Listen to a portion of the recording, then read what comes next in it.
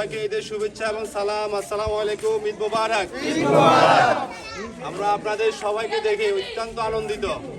আপনাদেরকে আনন্দ দেওয়ার জন্য আমরা নিজেদের আনন্দ বিলীন করে আমরা এই সময় পারলে আমরা বিভিন্ন জায়গায় ঘুরতে পারতাম বন্ধু বান্ধব সহ, কিন্তু না, আমরা এলাকার সবাইকে নিয়ে আনন্দ করার জন্য আমরা এখানে উপস্থিত।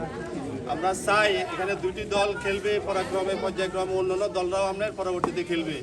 আমরা চাই আপনারা অত্যন্ত সুন্দরভাবে সৌহার্দ্যপূর্ণ এবং ভালোবাসা দিয়ে একে অপরের প্রতি খেলা সুন্দরভাবে পরিচালনা করবেন, যাতে এখান থেকে কোনো রকম খারাপ কোনো নিউজ আমরা না শুনি।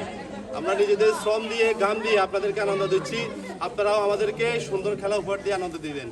আমাদের এই খেলার আজকের মরহুম হাবিবুল্লাহ চৌধুরী স্মৃতি স্মরণে উত্তররামপুর স্পোর্টিং ক্লাবের আয়োজনে এই খেলা অনুষ্ঠিত হচ্ছে।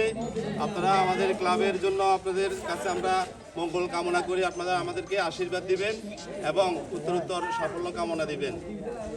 আপনাদের সম্মুখে যেহেতু অনেকক্ষণ আপনাদেরকে লেট করছি, আর বেশি কথা বলবো না। আমাদের সভাপতি সাহেব খুবই সংক্ষেপে কিছু কথা বলে আমাদের খেলা স্টার্ট করে দিবেন। আসলে কথা অনেক আছে, আলোচনা বলেই আপনারা সুন্দর খেলবেন, ভালো খেলবেন, ভালোভাবে আমাদেরকে আনন্দ দিবেন, কোনো রকম কোনো ঝামেলা যাতে না হয়। আমি একটু আগে বলেছি যে জিতেন আমরা জিতে গেছি নাকি, আমরা জিতবো, যেহেতু আমরা পাড়া প্রতিবেশী সমাজের কোনো, তো সেই হিসাবে আর আমরা আমাদের যে আমরা ব্যক্তির নামে খেলাটা দিয়েছি, আমাদের এই সমাজের কৃতি সন্তান হাবিবুল্লাহ চৌধুরী সাহেব, উনি এই সমাজের জন্য অনেক অবদান দান অবদান ওনার আছে।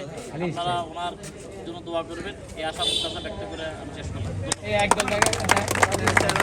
আরেকটা বিষয় বলি, গতবার আমরা যেহেতু খেলা পরিচালনার সময় টুকটাক হালকা ঝামেলা হয়েছিল, পরবর্তী আল্লাহর রহমতে এটা আবার সমাধান হয়েছে। তবে এইবার আমরা আশা করি আম্পায়ার যে সিদ্ধান্ত দিবে আপনারা সবাই এটা মেনে নেবেন। আপনারা কি এটার সাথে একমত আছেন?